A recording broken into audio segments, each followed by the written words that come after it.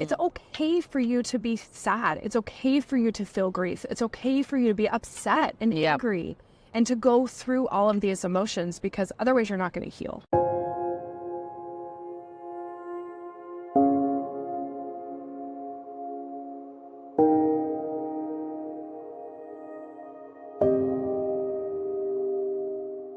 Hi, everybody, and welcome to the Glam Reaper Podcast. The Glam Reaper is in the wild. Once again, we went from Central Park, and now we're in Boston. Are we in downtown Boston? I think we're in downtown. Yes, it's the theatre district. The theatre district. And I am your host, the Glam Reaper, Jennifer Muldowney.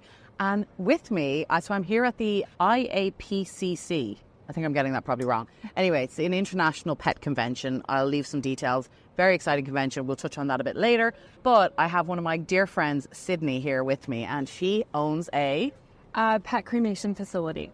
Yes. We're going to get into it. Okay. So now we just lost our dog earlier this year, so this has been a difficult convention, but I think it's a really important topic for us to talk about. We've already talked about pet loss on this podcast.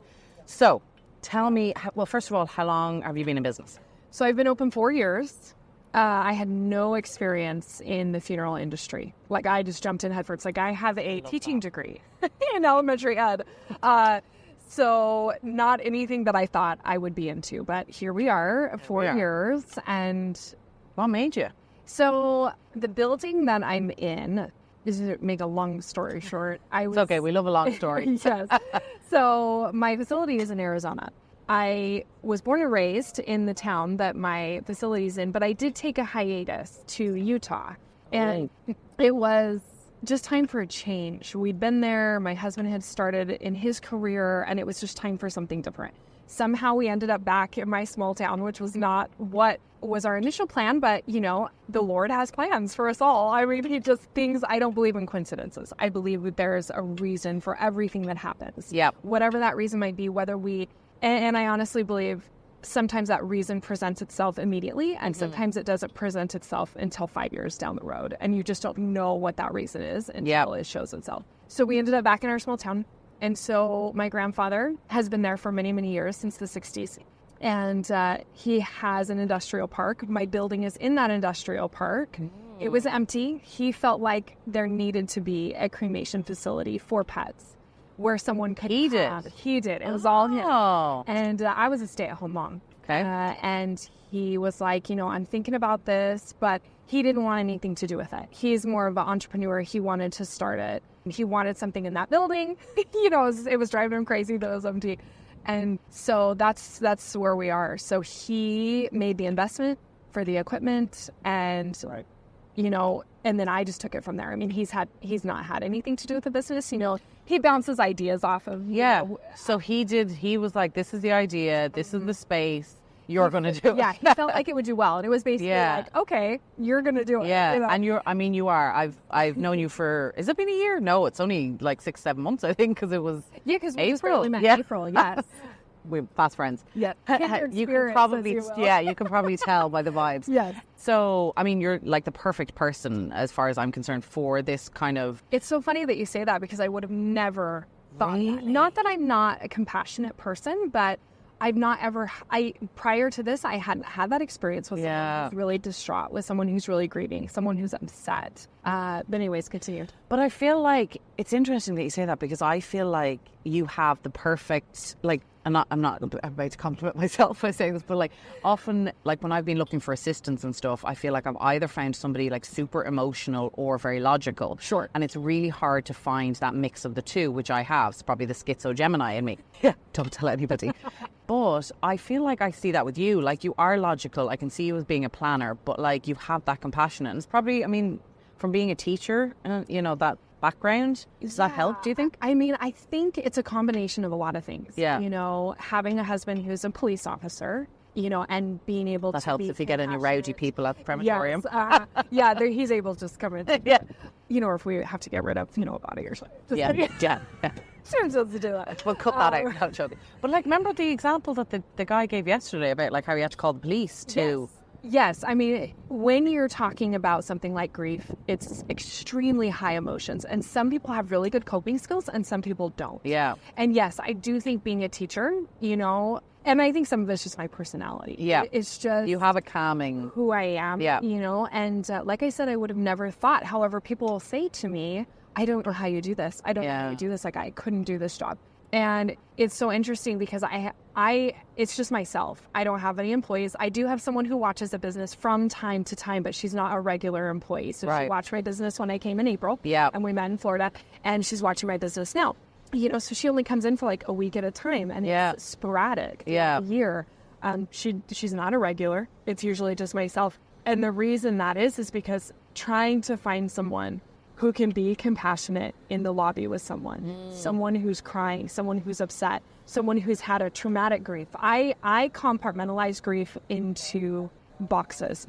I think there's preemptive grief. When you, let's say your pet has cancer or they're sick and you know it's coming. Yeah. It doesn't hit you the same, but you're still incredibly devastated by the loss. Then you have sudden grief. Your pet just passed away unexpectedly. You had no idea they had cancer and you had to put them down because there was nothing you could do for them, you know, or your pet runs away, unfortunately, and you can't find them, you know, and you just have this sudden loss. And then there's traumatic grief, where your pet is hit by a car. Or something horrific really happens. Your pet jumps out of the vehicle, say they're in the back of a truck. Where we live, that's a perfect example. Something happens to them. And then you have this, all of a sudden you've had this trauma and you've lost your pet. Yeah. It's not just like I had a trauma, but we were able to save our pet.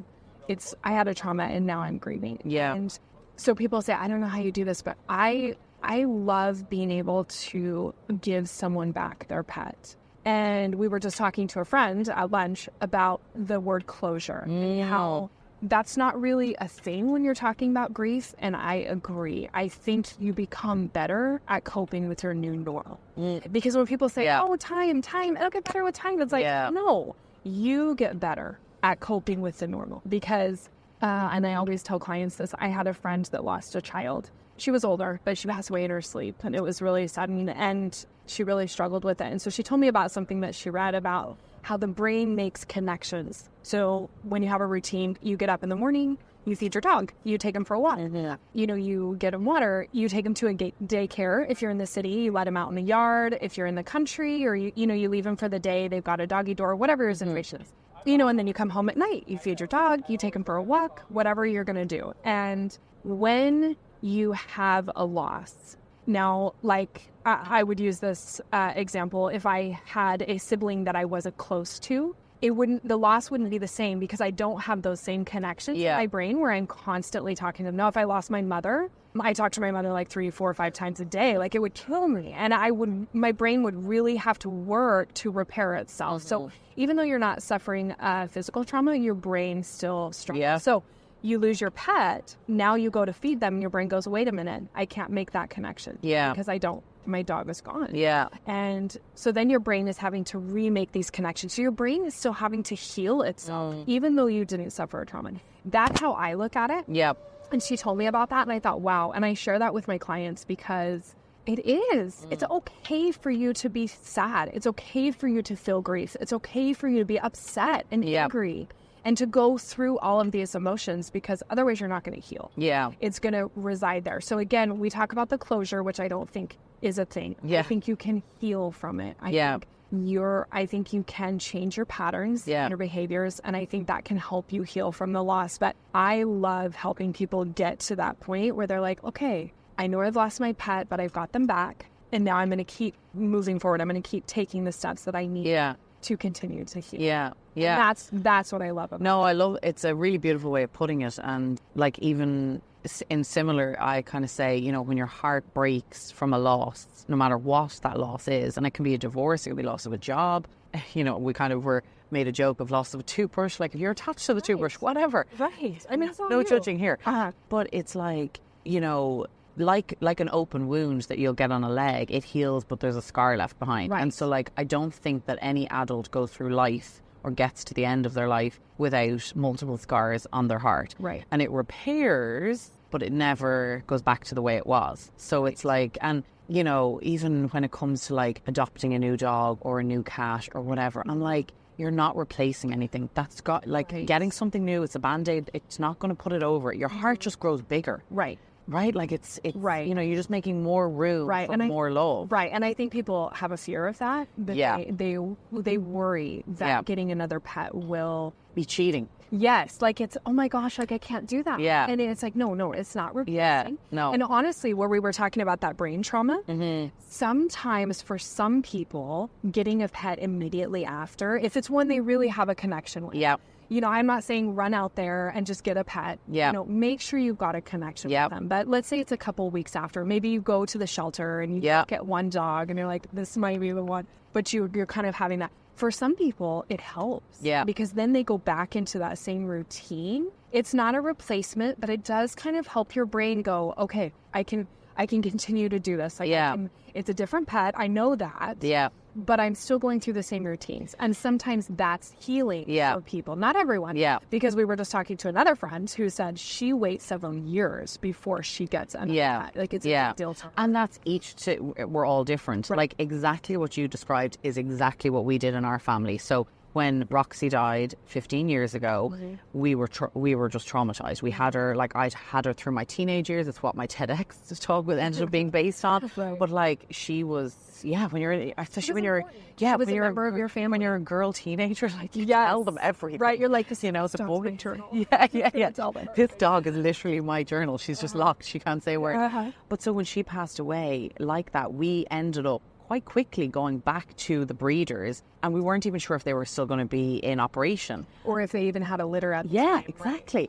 And exactly as you said, it just so happened that Poppy, the dog, she was born the week Roxy died. Oh my So we gosh. literally felt her soul went up and came back down Yes. in a different form, but Yes. just in a, Roxy knew these are going to be traumatized. That, you know, I'm sending a little love bomb to kind of, love it. I love So those literally the stories. photos, maybe we can post a few of them here, but the photos I have of when we got Poppy first, she was the size of a teacup. I mean, she was teeny tiny, but like you'll see us, we all held her at our heart because we were just heartbroken. Right. And we honestly, we loved this little bundle, but we were also like, oh my God, traumatized a bit ourselves. And, Right. you know, again, with a pet, when you're taking it, you know the likelihood is you're going to outlive it. So you know you're going through this heartbreak again.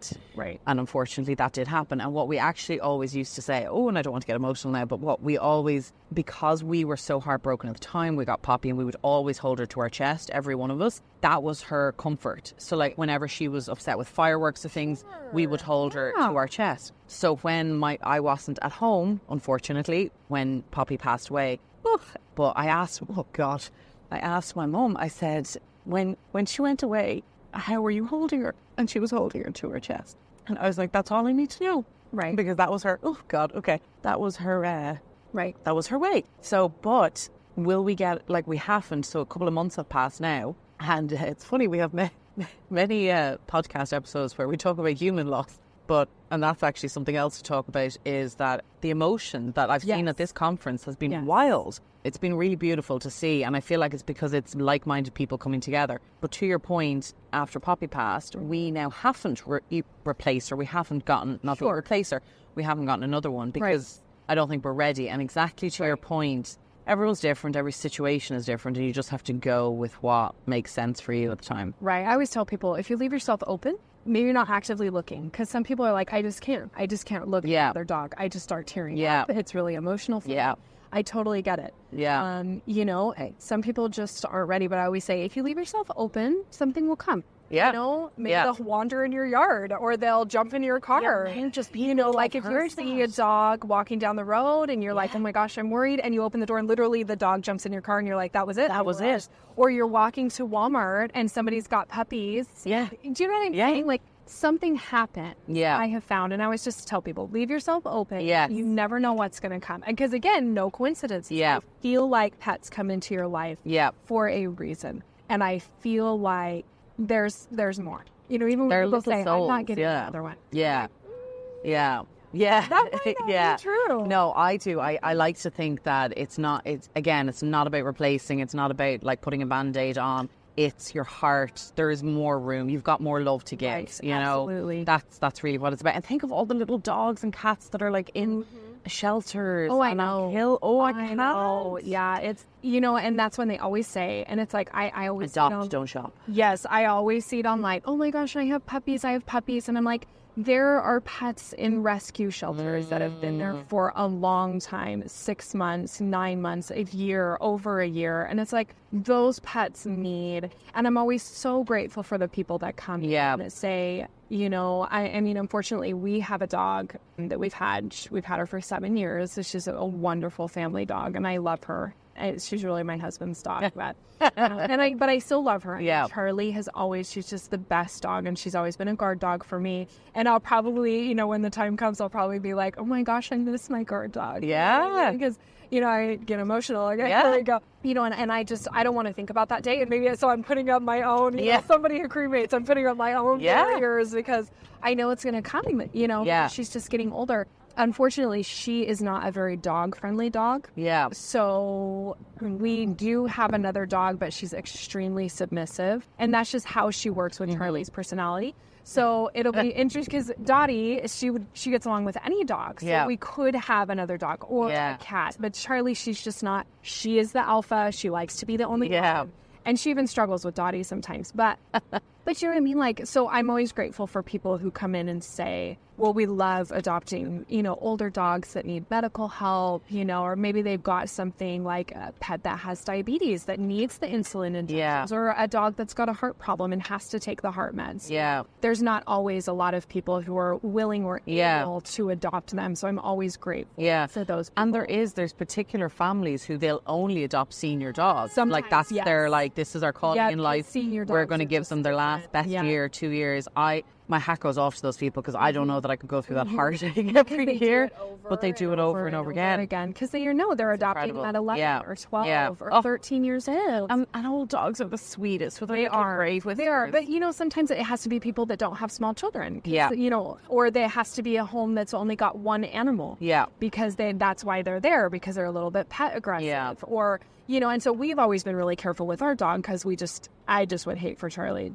I just would hate for something to happen. Yeah. So we've always been really careful, but I'm always grateful for that. For those people. So so if you're looking for a pet, look at the shelters. Yes. They really Yes, they do. Yeah. And now tell us, in terms of the business, because we don't want to keep getting too emotional, so we bawl and crying. In terms of the business, are we expanding? I know you're a one-woman show right now. I am. Do you want to keep it that way forever? So I'm working thought about it. I know. I have thought about it. 10-year plan. Yes. So if we're speaking so we're almost at the 5-year plan, which you're going to be so proud. Hopefully I'll have a new machine next year. So that we're working on that, you know, at the moment. But our space is kind of limited. Our building is not. At the time when we started, it was like, okay, we could probably make this work. But as I've learned and as I've seen other facilities and as I've kind of seen through my own experiences with my clients what people really need, I know how I want to change things. So 10-year plan, I'd love to be in a new building with my machines, whether it's my own building or a building that I've been able to customize. That's the goal. Right. Of course, I'd love to have an employee in there somewhere. Yeah. So you can actually go on vacation. Yes, but you know, and I don't know if we came back to this, but with an employee, you're looking for someone that can be both compassionate and someone who can handle the grittiness of taking care of pets. Yeah. Because you do get some that are just not in the best shape. Yeah. And I mean, you've educated me on a lot of that this time. You've got to really treat them with love and respect, and you've got to be able to handle the clients. So you have to be able to be in that lobby and be compassionate and then turn around and say, okay, I've got to do a paw print for this dog, but it's a bit of a mess. Yeah. You know, and so I need someone who can do both. Yeah, it is. Personality. But 10-year plan, I'd love to be in my own building that's totally customized to what I want people to feel when they walk through the door. And I've kind of done the best that I can with what I have. Yeah. You know, sometimes I look at it and I think, but people seem to be okay with it. Yeah. You know, for the time being. But I would love to get another machine because I just can't keep up with it all. Yeah. You know, myself. And once I get that new machine, I'm going to kind of see where things are at. But that's where my goal is. Like, I'd love, you know, and the place where I'm at, even though it's small, it just keeps growing. Yeah. And I'd love to just continue to grow. Yeah. So that's the plan. That's most businesses' dream, is to keep growing. So that's amazing. Yeah. Now, do you think because obviously we've had some vendors here, do you think you're going to go into the aquamation or like the water cremation, or are you going to stick with fire for the new machine, or what are you thinking? Well, we kind of talked about this yesterday. I actually personally never seen an aquamation facility. I've only kind of seen what's been presented. Yeah. So I prefer to stick with fire. I do. I know we were kind of talking about this yesterday. I feel like it's more traditional. Yeah. I know you were saying, though, maybe it's a little bit more, I don't want to say the word violent, but that's the best way to explain it. I can see where it can be a little bit, it is, we kind of associate fire with, like a house fire. Yeah. Someone passing away. I mean, it's done in a more confined, controlled environment. Yeah. And, but yeah, the aquamation, I'm just not sure of it. Yeah. I need to do more research on my end. Yeah. I mean, honestly, I think for me, if I had like the ideal space for myself, I would have one of each. Sure. Because I kind of, like I think I was saying yesterday, like some people are just allergic to fire. And I mean that not in an allergy sense, but like just a no way fire, like I'm, the way some people are with burial. Exactly. It's like just people have a fear of burial, of the maggots getting me and all this, or of being burnt alive, or then with aquamation, water cremation, it's I don't want to drown. Right. And I'm like, there is definitely an association. Yeah. And it's so fascinating because it's like, well, you're dead, but I guess nobody's come back from the dead to say, do you experience things that, Right. So it's an interesting concept to think about. Yeah. So I feel like it's a difficult decision to make an either or. And I feel like a lot of people are in the same boat as you, that they don't know enough about aquamation. Right. It's just so new. Yeah. I mean, it really is so new. Yeah. It's hard to say. It's hard to turn down something well and works well. It is. For something brand new. Really, the things I would say, the things that I consider, in case there's anyone who's also maybe considering, who's watching, is of course cost. And I think it's similar. Yeah, I believe so. As far as now, I guess maybe that's incorrect, because we could say, well, how much space are you getting? Because when you're really thinking about cremation by fire, you kind of have to have a lot of room. But then again, maybe people are positioning the bodies different. Yeah. They're more different than I do. I like them to be more natural. Yeah. So a lot of times my pets, their legs are out, like they would be if they were laying on the floor. And so those pets take up a little bit more space. Yeah. I know some people kind of curl their legs and stuff in. It's a little bit difficult when you pick up from like a veterinary office or somewhere else if they just don't have the room, Yeah. Sometimes the bodies might be a little bit not in the best shape. Yeah. And that can be hard too. So you have to think, okay, well, this is how much I can fit in my retort if I'm going to do a partitioned cremation, or if I'm doing an exclusive or a communal. This is how much I can fit if I have an aquamator. Yeah. So that's something to consider. Cost, space, how much can you really do in each machine in a day's time? And so what's your productivity? Then I think you're looking at space in your facility. Yeah. A retort takes up a lot of space. You have to have space. Unless you've got the fire retardant walls and stuff, you have to be cautious of how close you are to a wall, how close you are, and then you've got your stack. And it needs re-bricking as well, isn't that it? Yes. So, a lot of them claim you can go a long time or this many cremations before you have to start thinking about it. I've had mine for 4 years.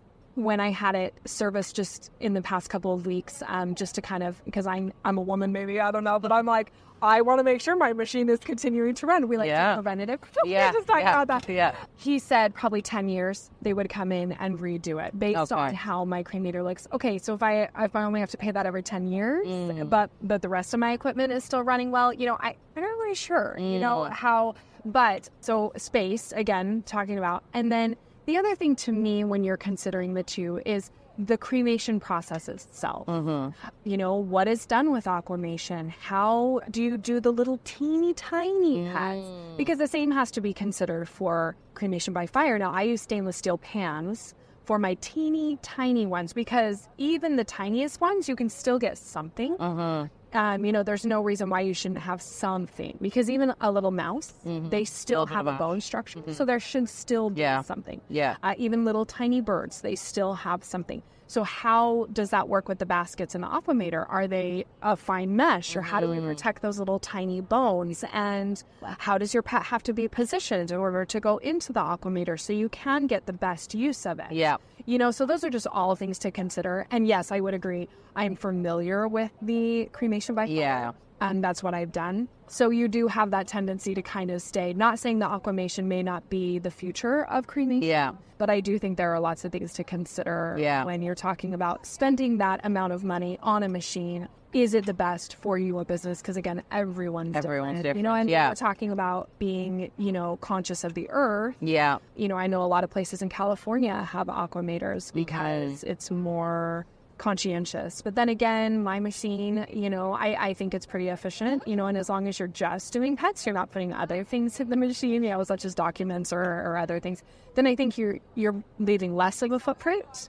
But again, it's things to be considered. Yeah. What do you want for your business? Exactly. What do you want it to stand for? You have to think about your clientele, everything. You have to think of everything. Use your target audience and then price and how often do you have to update the machine and stuff like that. Right. I mean, and they're also coming out with developments of these machines constantly, you know, everything is just, so we which is found great. this way to do it, or we found this way to do it, or as we've talked before, there's other ways to do burials. I know Anna, who we met at the ICCLA in April, she's in Guatemala, and they do composting with their pets, where they bury them. I can't remember the time frame, but you know, they or we're talking green burials, like just these different ways that you can, and you just have to decide, what is your clientele looking for? I'm out in the country, so there's not as much of a desire for those type of things. Oftentimes people will bury their own pets, you know, because they have the space to. That does not happen in Manhattan. Yeah, if you're talking about somewhere like Manhattan, you're having to look for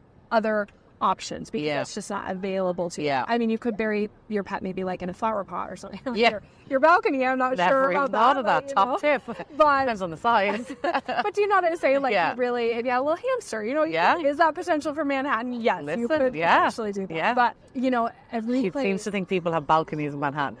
I mean, maybe it's one of those where it's like, the penthouse has a balcony. That's it. The only one built or floor in the whole building. I've never been there. So thank you for you'll have to come visit. Yes, I will. You can tell a non-Manhattanite. You're like, no, there's literally nothing. I mean, you could bury it in a pot and leave it in your bedroom, but it's not really going to smell very good after a while. I'm not sure. You know. But those are all things to consider. What is it your need in your area or your location or your state? And go from there.